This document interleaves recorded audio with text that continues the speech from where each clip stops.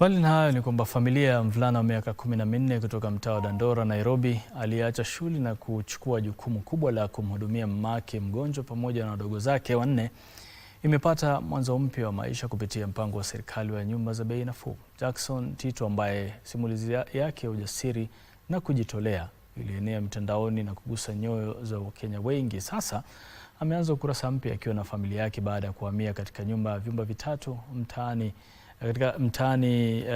maeneo ya Machakos katika mpango wa Boma Yangu. Akiwa na umri wa miaka 14 pekee, Jackson Tito hakuweza kuficha furaha na shukrani zake baada ya kuwa mmiliki wa nyumba kupitia mpango wa serikali wa nyumba za gharama nafuu. Na Wakenya wamenisaidia. Mungu awabariki sana Wakenya.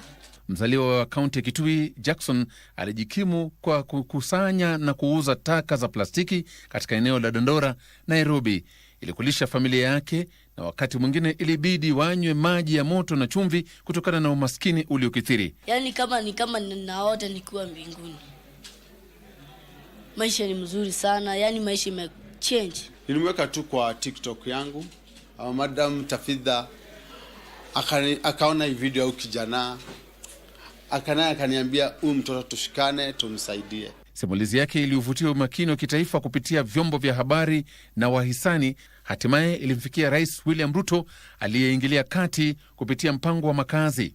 Rais William Ruto aliamrisha Katibu Mkuu wa Elimu Bwana Julius Bitok ahakikisha watoto wote pia wako shule. Wakati huo huo, wanachama wa kamati ya bunge la taifa kuhusu mipango ya miji na ujenzi wameridhishwa na maendeleo ya mradi wa ujenzi wa nyumba za gharama nafuu wa Nyali wa thamani ya shilingi bilioni 7.